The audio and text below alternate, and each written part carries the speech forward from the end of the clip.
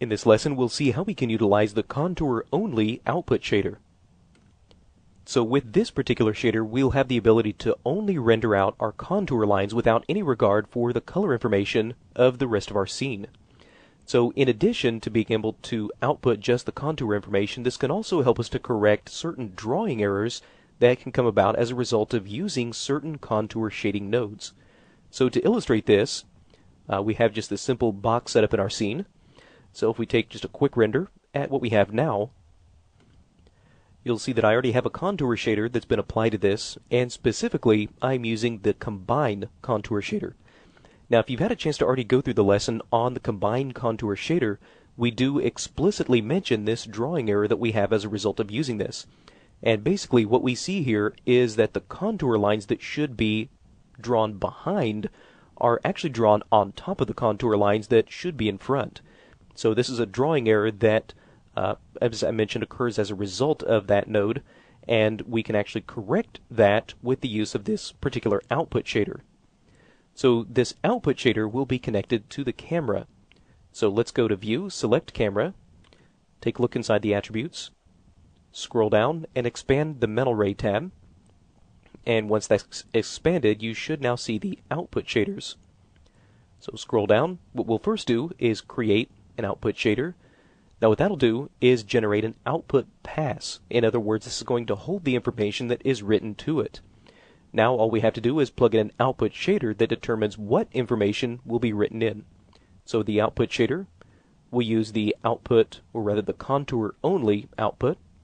So we'll scroll down and plug in contour only. Now whenever we plug this in initially, we're going to run into an error whenever we try to render this. So you'll see if I click render, nothing happens. Now if I take a look inside the output window, you'll see that Maya has actually returned an error whenever I tried to render. So it basically says that it does not know how to write to this contour only node that we just plugged in. So basically what's happened is that whenever we first connect this node, Maya connects it incorrectly. And so as a result, it won't work. Fortunately though, this is a relatively simple problem to fix. All we have to do is take a look inside the contour only node. We'll expand the input and output connection so that we can see the actual pass that we just created. So in order to fix this, all we have to do is really disconnect the shader or disconnect the node and then reconnect it again. Once we reconnect it for the second time, then it will work correctly. So let's take a look at what we have now. Let's just save this for comparison so we can have something to compare it to.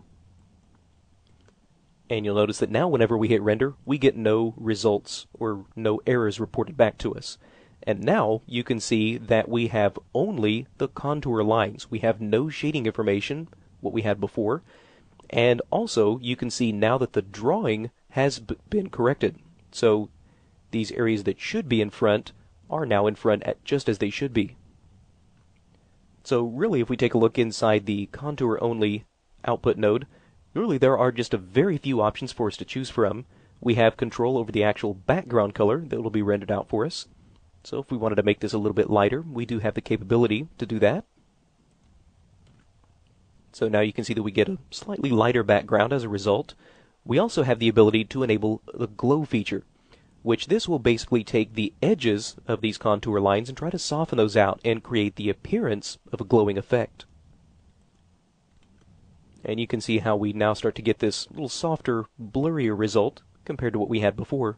Although you will notice that once we enable the glow that we do start to get a lot of these noisy areas that begin to appear, some of these little spotty areas. So if this ever happens, what we can do is just enable this max comp feature. And what that'll do is whenever we use this glow functionality, that will really help to eliminate a lot of these little spotty areas that we have. And now you can see that our glow result is much, much cleaner. Now one of the things that you will notice is that whenever we enable this output shader is that our lines as a whole have gotten much thinner. See if you compare what we originally had to what we have now. So whenever activating or enabling any kind of these output shaders, you may find yourself having to come back and actually sort of bumping up the thickness of your contour lines. So in our case, if we were to give this a thickness of about 3, and let's give this a far thickness of maybe 3 or even 2 as well.